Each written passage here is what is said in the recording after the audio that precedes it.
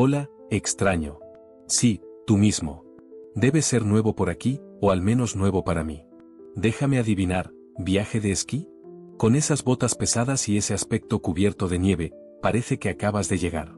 Primera vez aquí, ¿verdad? Pensé que sí. No te preocupes, te calentarás en un instante. Siéntate donde quieras. Aquí, déjame quitarte esta toalla del camino para que te sientas cómodo.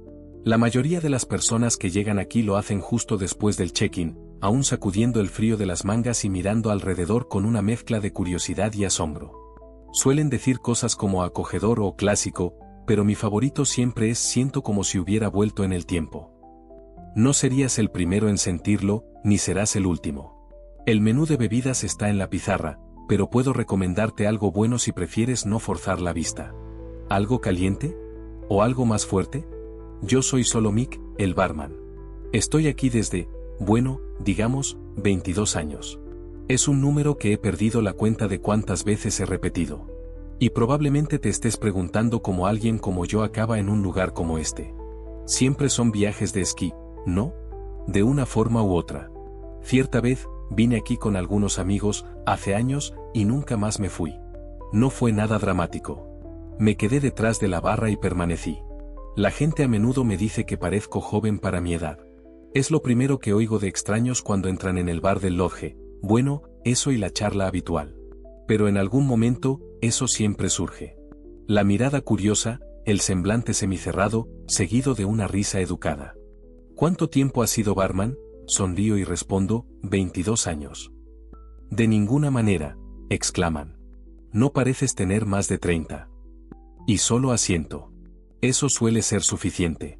Vine aquí en un viaje de esquí con algunos amigos y acabé quedándome. El Lodge necesitaba un barman, y yo necesitaba un trabajo. Una cosa llevó a la otra, y ahora este es mi hogar.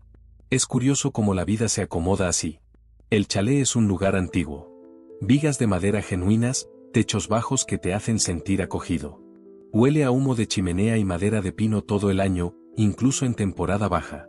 La barra es larga y de madera, con grifos de latón que chirrían si los giras demasiado rápido. Detrás de mí, estantes alineados con botellas polvorientas que nadie pide nunca. Los lugareños prefieren cerveza o bourbon, mientras que los turistas se aventuran en grogs calientes o cócteles elegantes que vieron en línea. Y ahora, parece que tengo tu compañía esta noche. Las bebidas están calientes, el clima está frío, y solo hay algunas personas aquí esta noche, una pareja cerca de la chimenea y un tipo tomando whisky en silencio. La tormenta apenas comienza, y si escuchas con atención, puedes oír el viento aumentando. Tengo algunas historias que podría contar, si eres del tipo que no se importa en tener un poco de compañía cuando el viento aúlla. No son historias extravagantes, solo aquellas que aprendes cuando pasas mucho tiempo detrás de una barra. El tipo de cosas que las personas no siempre se sienten cómodas compartiendo en voz alta. Así que, ¿por qué no te acomodas? Va a ser una larga tormenta de nieve. Sobre el Lodge, hay algo curioso acerca de este lugar. Probablemente investigaste en línea antes de tu viaje, como la mayoría de la gente hace. Puede que hayas visto algunas fotos o una reseña de 5 estrellas de alguien que dijo que lo encontró por accidente y ahora vuelve cada invierno. Pero apuesto a que tuviste dificultades para localizarlo en un mapa. No te sientas mal. Todos pasan por eso. Mira, el Lodge, ni siquiera sé si todavía tiene un nombre real, no aparece en la mayoría de los mapas. Los que lo marcan no se ponen de acuerdo sobre su ubicación. A veces aparece a unos kilómetros al este, otras veces más al norte. He visto pantallas de GPS quedar en blanco cuando te acercas, como si el satélite simplemente se encogiera de hombros y desistiera. Es por eso que la gente generalmente solo lo encuentra de boca en boca. Alguien escucha sobre el de un amigo que vino una vez o de un compañero de trabajo que jura haber tenido el mejor viaje de su vida aquí, pero no puede recordar muchos detalles. Así es como las personas aparecen, una y otra vez, aunque nunca queda claro cómo llegaron aquí. La nieve ayuda a esconderlo, por supuesto. Pero creo que hay algo más en este lugar. Algo sobre esta región montañosa que no quiere ser fijada. Los mapas antiguos, muy antiguos, de cuando esta área ni siquiera formaba parte de un parque, tenían un punto aquí arriba etiquetado simplemente como refugio de madera. Así se llamó en la época de la explotación maderera, antes de los resorts de esquí y las carreteras. Antes de la electricidad. Antes de cercas y señales. Antes de reglas. En ese tiempo, ni siquiera era un alojamiento. Solo una cabaña de caza con muchos cuartos y un techo que goteaba cada vez que nevaba. La construyeron lejos del sendero, no por conveniencia, sino por privacidad. Y no el tipo de privacidad buena. Los hombres que la construyeron no querían ser encontrados. Puedes sentirlo, si permaneces aquí el tiempo suficiente. Hay algo en los huesos de este lugar. De todos modos, las pistas vinieron después. Luego las carreteras. Luego el gobierno, reclamando todo en nombre de la preservación. Ahora es parque nacional, técnicamente, pero nadie patrulla tan lejos. No verás guardabosques a menos que camines horas en la dirección equivocada. Aún así, no te seguirán de regreso aquí. Una vez le pregunté a uno de ellos, cuando asumí la barra por primera vez. Vino durante una verificación de riesgo de incendio, con uno de esos grandes mapas forestales laminados bajo el brazo.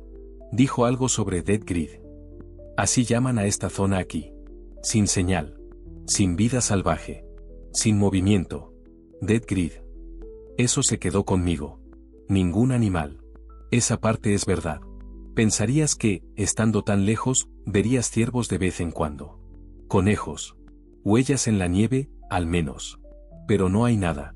Ningún pájaro en los árboles. Ninguna ardilla en el techo. Solo nieve, viento y el crujido del edificio acomodándose. Las vigas gimen, el suelo cede bajo tus botas y, a veces, una pared hace un sonido profundo y seco, como si estuviera recordando algo. La mayoría de la gente no piensa en los lugares como si tuvieran recuerdos. Pero el Lodge recuerda. Fue construido en el lugar de un rescate fallido. En 1902, antes de que existiera el Lodge, un grupo de alpinistas pasó por el paso durante un invierno particularmente riguroso. 11 hombres en total. Estaban tratando de trazar una nueva ruta a través de los picos, algo más rápido, algo más limpio. Tenían mapas, diarios, suministros y un equipo de caballos para transportar todo. Se suponía que el viaje duraría 10 días. Tomó 6 semanas hasta que alguien enviara ayuda. Cuando el equipo de rescate llegó al último campamento marcado, no encontraron nada más que fogatas cubiertas de nieve y tiendas derrumbadas. Ningún cuerpo. Ninguna huella. Ni siquiera señales de lucha. Excepto por un hombre. Fue encontrado 3 millas abajo de la pendiente, medio enterrado en un montón de nieve, desnudo y casi muerto. La congelación había comido la mayoría de sus dedos y ambas orejas. Su lengua estaba hinchada. Sus ojos estaban vidriosos y rojos, como alguien que ha estado mirando mucho tiempo algo brillante. No pudieron obtener un nombre de él al principio. No hablaba ningún idioma conocido. Solo sonidos, casi como zumbidos y clics. Solo más tarde, semanas después de la recuperación, comenzó a responder a un nombre. Jim Morrison. No el cantante, por supuesto. Eso fue mucho antes de todo esto. Solo un chico de una ciudad minera que se convirtió en montañista. Fuerte. Callado. Respetado. Los médicos estaban perplejos. La lengua que hablaba no coincidía con nada en sus registros. No era europeo, no nativo, ni un argot inventado. Algo estructurado, con ritmo. Como si tuviera gramática. A veces escribía símbolos en la tierra o en servilletas. Siempre el mismo patrón. Siempre los mismos ángulos agudos y caminos espirales. Lo colocaron en un sanatorio no mucho tiempo después de eso. En algún lugar al fondo del valle, cerca de donde lo encontraron. No porque fuera peligroso. Nunca lastimó a nadie. Pero porque nunca mejoró.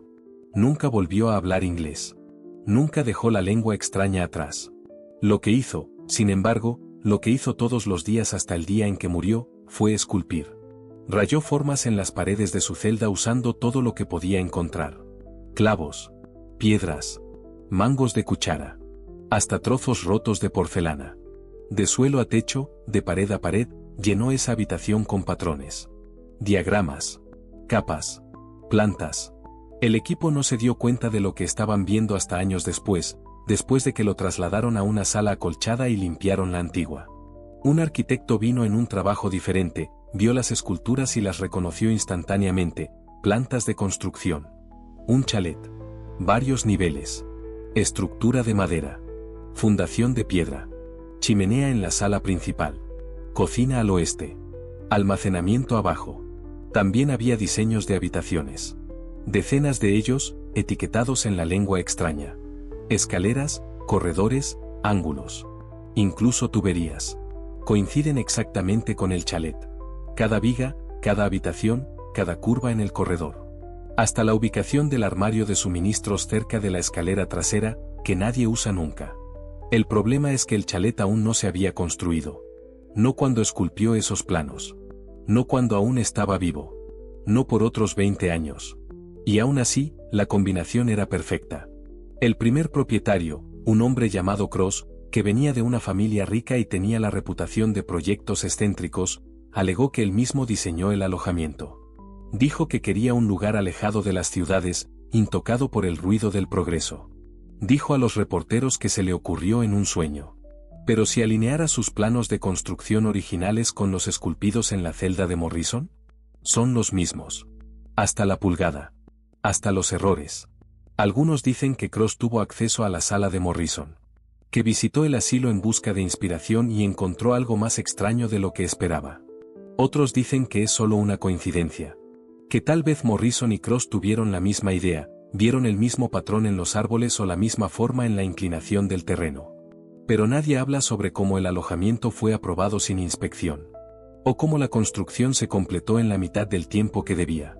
O cómo todos los trabajadores abandonaron antes de terminar. Pagaron íntegramente, nunca volvieron. El sanatorio se quemó algunos años después. Ningún registro de cómo. Ningún registro de quién estaba adentro. Solo una pequeña mención en el periódico, enterrada en las últimas páginas. Para entonces, Morrison ya había estado muerto mucho tiempo. Nunca recibió una lápida. Ninguna familia reclamó el cuerpo. El campo donde estaba el asilo queda justo después de la próxima cumbre, pero nada crece allí ahora. Solo tierra. Seca y gris. Lo que me atrapa, lo que me hace pensar en ello hasta ahora, es cómo sobrevivió Morrison cuando el resto no lo hizo. 11 subieron. Uno volvió. Desnudo, congelado, cambiado. Como lo veo, algo aquí arriba lo dejó vivir. Y luego se aseguró de que recordara. Pero esa es solo mi teoría. La gente suele preguntar quién es el dueño del chalet. Nunca tengo una buena respuesta. A veces, preguntan como si fuera una broma, como si esperaran que dijera algún tipo rico en Denver o una empresa de resort de esquí en el oeste. Pero nunca hay un nombre en la documentación. Solo una larga fila de firmas que no llevan a ninguna parte. He verificado, una o dos veces, solo para ver. El barman antes que yo dejó una carpeta en el depósito marcada como cosas legales. Dentro, contratos de arrendamiento antiguos, formularios de impuestos, acuerdos operativos. Algunos fueron mecanografiados en papel tan fino que podías ver a través de él. Otros eran copias carbón en tinta desvanecida. Cada uno listaba un dueño diferente. Cada nombre ligado a una corporación que ya no existe. Empresas fantasma, LLC disueltas, fondos sin curadores. Algunos ni siquiera tenían direcciones completas, solo números e iniciales. Pensarías que alguien ya habría cerrado todo ahora, pero las cosas continúan funcionando. Los pedidos llegan. La calefacción sigue. Las entregas llegan. Los empleados aparecen y trabajan sus turnos como en cualquier otro lugar. Los cheques llegan puntuales. Cada 2 semanas, como un reloj. Todos dicen el mismo remitente, hecho Valley Finance, Est 1851. Ninguno de nosotros ha visto el lugar. Intentamos buscarlo una vez durante un fin de semana con mucha nieve. Los únicos registros que encontramos mostraban un edificio de ladrillos de un banco en Montana que se quemó hasta los cimientos en 1934. Pérdida total. Ningún sobreviviente. Y aún así, nuestros recibos de pago aún tienen el logo, Fuente Antigua, pequeño pino en la esquina. El depósito directo llega a las cuentas sin fallos. Nadie se queja. Dejé de hacer preguntas después de un tiempo. El chalet se cuida solo. Las cuentas se pagan. Las luces permanecen encendidas. La nieve es removida. Todo lo que tengo que hacer es mantener el bar limpio, servir las bebidas y esperar al próximo huésped. Y siempre entran. Cosas extrañas pasan en el lodge. No cosas ruidosas. No dramáticas. Solo extrañas. Silenciosamente extrañas. Del tipo que se aproxima lentamente y nunca te deja en paz. Toma las fotos, por ejemplo. Todo el mundo toma fotos hoy en día, saca el celular en el segundo en que sale del autobús. Toman fotos de la vista del deck, de las bebidas cerca del fuego, de los esquís alineados en el soporte. Toman selfies frente a la chimenea o al lado de la cabeza de Alf embalsamada que ha estado aquí desde el principio. Pero ninguna de las fotos dura. Al principio, quedan un poco desenfocadas. Bordes borrosos. Colores extraños. Puedes pensar que es la lente de tu cámara o la iluminación del lugar. Luego, comienzan a desvanecerse. Los rostros se vuelven opacos. Los ojos se difuminan. La piel se vuelve pálida como si hubiera estado sobreexpuesta a un sol que no estaba allí.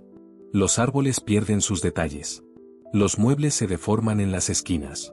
Entonces las fotos se vuelven blancas. Normalmente, en el tercer día, todas las imágenes tomadas aquí son solo rectángulos blancos pálidos. Como si alguien hubiera blanqueado su memoria. Sucede en celulares. En Polaroids. Cámaras desechables, DSLRs, película, no importa. Ni siquiera ayuda a tomar fotos de fuera del chalet y traerlas adentro. Una vez que la imagen tiene ese lugar en su cuadro, comienza el desvanecimiento.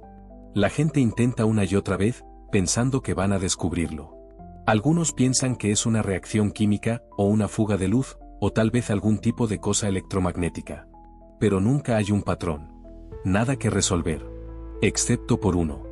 Solo hay una fotografía que siempre ha permanecido nítida.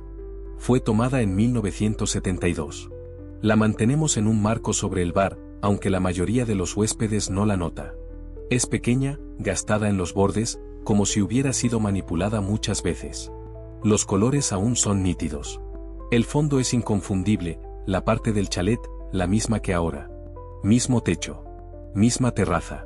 Mismo declive detrás de él. Y en primer plano, una mujer con un largo abrigo rojo. De pie sola. Sus ojos bien abiertos. Su sonrisa extraña. Nadie sabe quién es. Ningún nombre en la foto. Ninguna inicial. No está en los registros de huéspedes, y nadie ha venido a buscarla. Simplemente apareció en la foto, y la foto nunca ha cambiado. Me quedé mirándola durante horas. Hay algo raro en sus manos. No te das cuenta al principio. Están metidas en los bolsillos del abrigo, casi escondidas.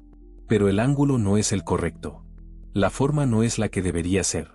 Como si estuviera sosteniendo algo que no debería sostener. Nadie ha tomado una foto que haya durado desde entonces. Luego está la sal. Comenzó antes de que yo llegara aquí. La limpieza hace esto desde que cualquiera puede recordar. Hay una pequeña lata de sal en cada habitación. No parece gran cosa, solo un recipiente redondo y atarracado con una tapa de rosca, del tamaño de un disco de café. La mayoría de los huéspedes no se da cuenta hasta que van a poner algo en la mesita de noche. La agarran, la agitan un poco, tal vez la abren. Entonces preguntan para qué sirve. Entonces les damos el folleto. Es una hoja de papel simple. Dice bienvenido al lodge en letras grandes en la parte superior. Debajo de eso, explica la costumbre, coloca un anillo de sal alrededor de tu cama antes de la primera noche. No necesitas hacerlo perfecto, solo lo suficiente para cerrar el círculo. Siempre que el anillo no esté roto, dormirás bien. Parece un truco. Algo hecho para encajar en el tema rústico. Algunas personas se ríen de eso. Otras dicen que es encantador. Toman fotos de la lata, intentan publicarlas, sin saber que la imagen desaparecerá pronto. Algunas nunca usan la sal. La mayoría de las veces, no pasa nada. Pero no siempre. Tuvimos una pareja una vez que se quedó en el cuarto 12. Eran amables. Recién casados. No creían en rituales o supersticiones. Dejaron la sal cerrada en la mesita de noche y se fueron a la cama. En el desayuno, parecían cansados. Pálidos. Dijeron que no habían dormido bien. Como si la habitación estuviera muy fría. Como si el techo hubiera crujido toda la noche, incluso si no había nadie encima de ellos. Se quedaron 4 noches más. Al final, no se estaban hablando. La mujer seguía frotándose los brazos. El hombre no comió. Hicieron el check-out más temprano. Nunca más los vi. La lata de sal seguía sellada. A veces, los huéspedes usan la sal, pero no terminan el círculo. Se vuelven perezosos. Derraman un poco. No creen que importe. Pero importa. Aquellos que siguen las instrucciones duermen como piedras. La sal mantiene las cosas fuera. No sé qué tipo de cosas. Solo sé que el anillo importa. La limpieza verifica todas las habitaciones después de la primera noche. No dicen nada, pero se dan cuenta cuando alguien no se molestó. Escriben en un pequeño libro que no muestran a nadie. Los he visto cerrarlo rápidamente cuando paso por allí. Hay algo en las habitaciones que no está en las paredes. Y la sal sabe dónde detenerlo. Lo mismo con el fuego en el salón principal. La chimenea en el salón principal tiene que estar encendida. Todas las noches. Desde el atardecer hasta el amanecer. Sin excepciones. Está escrito en una placa detrás del bar, aunque la mayoría de la gente piensa que es solo decoración. Letras doradas en viejo roble: Keep the fire burning, mantén el fuego encendido. Hay una pequeña escultura debajo de ella, algo simple, quizás un piñón o una llama. Difícil de decir. La madera está lisa y gastada por las manos que la han tocado sin darse cuenta. Ha sido así desde que estoy aquí. Incluso antes de que comenzara, la regla ya estaba en vigor. Al anochecer, alguien enciende el fuego. Al amanecer, alguien lo deja apagar. Hay un cronograma en la pared de la sala de empleados. Todos nos turnamos para cuidarlo. No importa qué más esté pasando. No pierdes tu turno. Dicen que el fuego protege de cosas malignas. No sé si usaría la palabra mal, pero sé que protege. La única vez que el fuego se apagó, no pasó mucho tiempo. Quizás una hora. Un tipo nuevo olvidó verificar antes de que terminara su turno. Nadie se dio cuenta de inmediato. El salón estaba vacío, los huéspedes todos dormidos. Pero pronto, después de la medianoche, el personal comenzó a escuchar ruidos. No de afuera. No del piso de arriba. Dentro de las paredes. Como si algo vivo estuviera tratando de salir. Golpes. Golpes rápidos y pesados. Como puños. Luego sonidos más agudos. Como clavos raspando contra vigas. Sonidos largos y furiosos que venían de los rodapiés, de los postes de soporte y de los viejos pilares de madera que sostienen el lugar. Una de las máquinas lavavajillas corrió hacia afuera y se negó a volver hasta la mañana. Otra se escondió en el congelador. Solo se detuvo cuando alguien volvió a encender el fuego. Se necesitaron 5 intentos antes de que lo lograra. A la mañana siguiente, el tipo de mantenimiento limpió la caja de cenizas como siempre hace. Es una caja de metal debajo de la rejilla que recoge la ceniza y pequeños trozos que caen por la rejilla durante la noche. Fue allí donde encontró los dientes. 6 de ellos. Humanos. Viejos. Amarillentos como si hubieran estado enterrados mucho tiempo. No agrietados, ni quemados. Simplemente descansando en las cenizas como si siempre hubieran estado ahí. No fue la última vez que alguien revolvió en la chimenea. En la siguiente ocasión, no tuvimos la misma suerte. Aprendimos esto de la manera más difícil. El chalet acababa de reabrir para reservas públicas ese año. Antes de eso, era principalmente un retiro para grupos privados. Tipos ricos antiguos, clubes de caza, tipos off the grid. Entonces alguien compró, alguien a través de una de esas empresas fantasma, y decidió hacer un resort nuevamente. Teníamos casa llena. El personal se duplicó para manejar la multitud. La mayoría estaba aquí por las pistas, pero esa noche hubo una celebración. Algún tipo de reunión. Un grupo de amigos de la universidad, creo. Reservaron 4 habitaciones, tomaron control del salón, comenzaron a pedir rondas y no pararon hasta cerca de la medianoche. Al principio, todo estaba bien. Alto, pero manejable. Ponían música en un altavoz, movían muebles, dejaban botas embarradas en las alfombras. Ese tipo de cosas. Pero empeoró. Vidrios rotos. Alguien derribó una pintura y rompió el marco. Una ventana fue golpeada por un salto de bota. Lo peor de todo, sin embargo, fue cuando uno de ellos derramó cerveza en el fuego. Derramó directamente en las llamas como una broma. Se rió como si fuera lo más gracioso del mundo. Apagó el fuego al impactar. Las llamas siseaban hasta desaparecer. El humo salió por la sala. No lo volvieron a encender. 1 hora más tarde, todos fueron a la cama. O intentaron. A la mañana siguiente, bajaron las escaleras con una persona menos. Un hombre, 30 y tantos años, bronceado, porte atlético. El tipo que cree que nada puede tocarlo. Sus amigos imaginaron que se había desmayado en la habitación equivocada o tal vez había salido a fumar y se había dormido en la nieve. Revisaron las habitaciones. Luego el salón. Luego el deck. Luego el bosque. Nada. Al mediodía, estaban en pánico. El gerente llamó a personal extra. La limpieza verificó cada habitación 2 veces. La cocina revisó las despensas. El mantenimiento incluso abrió el espacio debajo del ala oeste. Aún nada. Entonces alguien escuchó un sonido débil en la escalera. Era apagado, bajo, pero constante, como golpes. Arrancaron el panel de la pared entre el segundo y el tercer piso, justo detrás de la escalera. Y fue allí donde lo encontraron. Apretado muy adentro de la cavidad de la pared. Doblado. Torcido. Atascado entre la estructura como si alguien hubiera tomado cada articulación de su cuerpo y la hubiera doblado mal. Brazos cruzados sobre el pecho, rodillas bajo el mentón, columna curvada de una manera que ninguna persona viva podría hacer sola. Estaba respirando. Esa era la parte extraña. Mal, pero vivo. Cubierto de polvo y trozos de fibra de vidrio.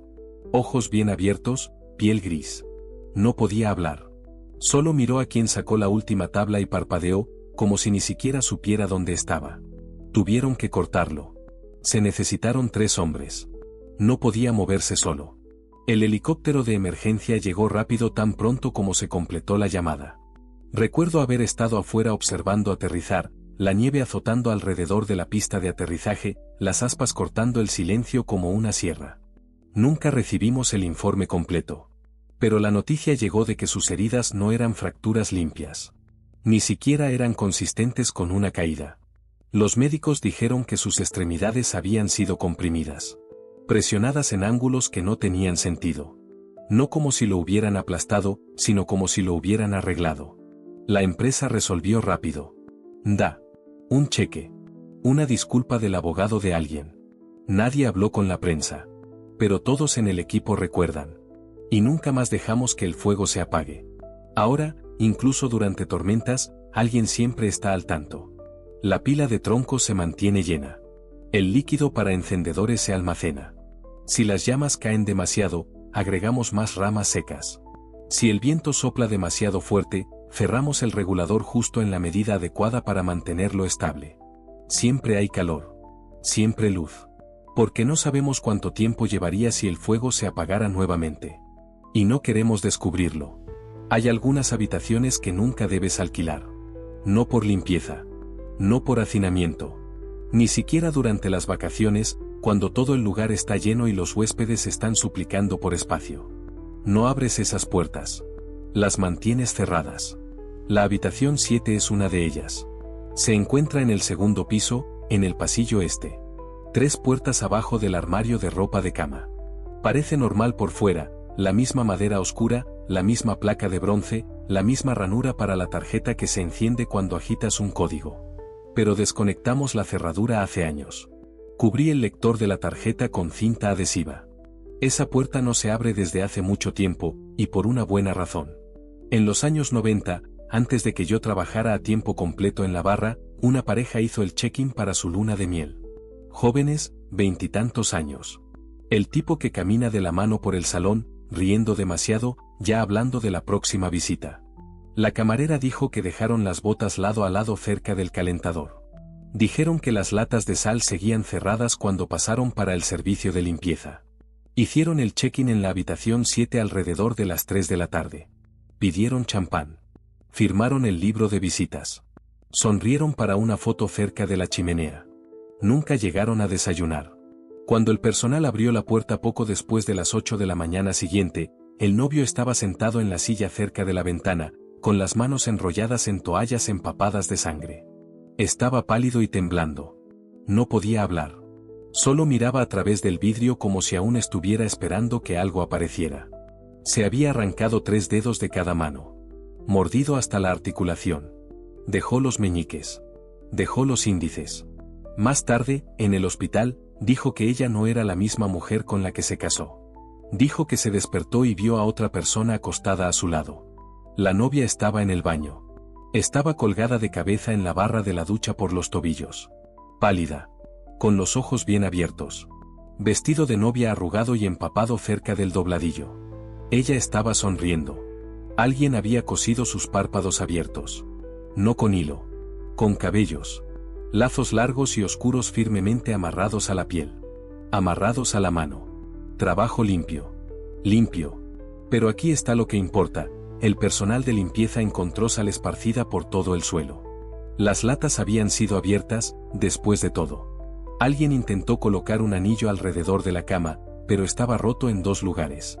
Una marca pesada en la alfombra mostró donde alguien, probablemente el novio, tropezó o cayó durante la noche. El círculo nunca fue reparado. Algo entró. Y no creemos que haya sido el novio. El tribunal tampoco. Lo acusaron al principio, tuvieron que hacerlo, pero se rindieron meses después. Demasiadas preguntas. La posición del cuerpo no tenía sentido.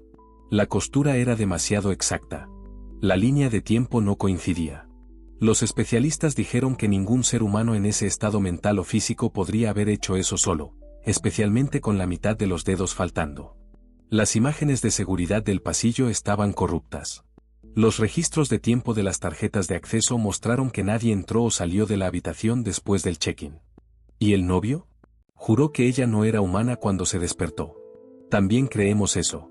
Había otra cosa en esa habitación con ellos. Sellamos la habitación 7 la misma semana. Quitamos las sábanas, cerramos la puerta y señalamos en el sistema para que nadie pudiera reservarla por accidente. Los nuevos empleados no preguntan sobre eso. Los antiguos no hablan sobre eso. A veces, sin embargo, alguien encuentra la puerta abierta. Juraron que no tocaron. No hay viento. No hay huéspedes cerca. Pero la cerradura no se mantiene. Y siempre hay ese olor, débil y agrio, como vinagre en piedra antigua. Ahora la usamos para almacenamiento. Sillas rotas, cajas de folletos que nunca entregamos. Nadie entra solo. Nadie se queda mucho tiempo. Lo que quiera que haya entrado en esa habitación nunca salió completamente. Ahora, finalmente, tenemos la habitación 32. La habitación 32 está sellada ahora, al igual que la habitación 7, pero por razones diferentes.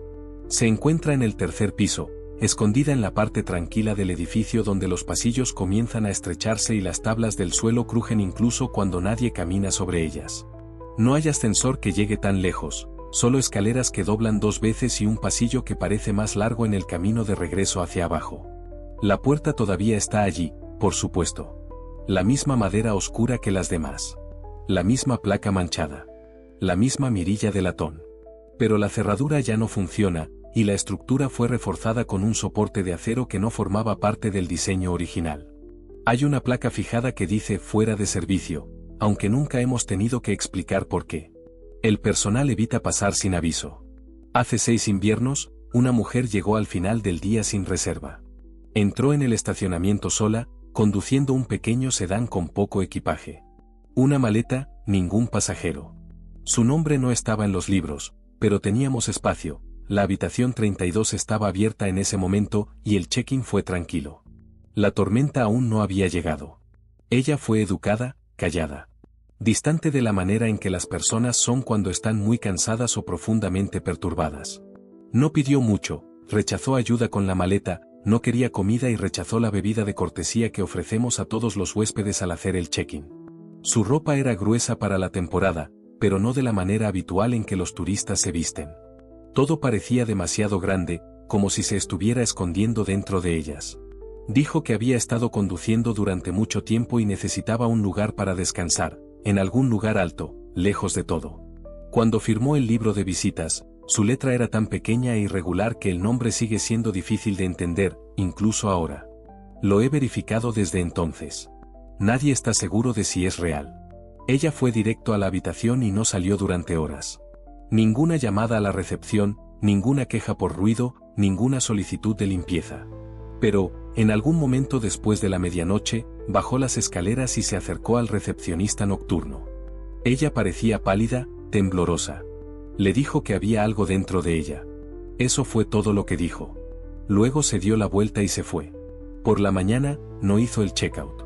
La limpieza siguió el procedimiento normal, esperó hasta las 9, tocó 2 veces y usó la llave maestra cuando nadie respondió. La habitación parecía vacía al principio, pero la temperatura estaba equivocada. Estaba fría. Más fría que cualquier otro cuarto del edificio, aunque las ventanas estaban cerradas y la calefacción estaba funcionando bien toda la noche en todos los demás lugares.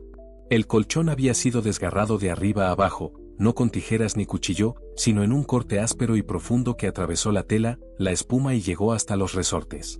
El relleno había sido arrastrado por el suelo, casi ordenado, aunque nadie sabía cómo debía ser. Su ropa estaba doblada en la silla del escritorio. Su bolso estaba intacto. Pero ella no estaba allí. Se llamó a seguridad. Revisaron el tercer piso, luego el segundo. El personal revisó todos los pasillos, la cocina, las salas comunes, incluso los cobertizos de mantenimiento afuera. Su coche seguía en el estacionamiento. Las llaves estaban aún en la mesita de noche. Solo cuando alguien revisó el nivel de la sauna es que la encontraron. Estaba acostada en el banco de madera dentro de la sauna.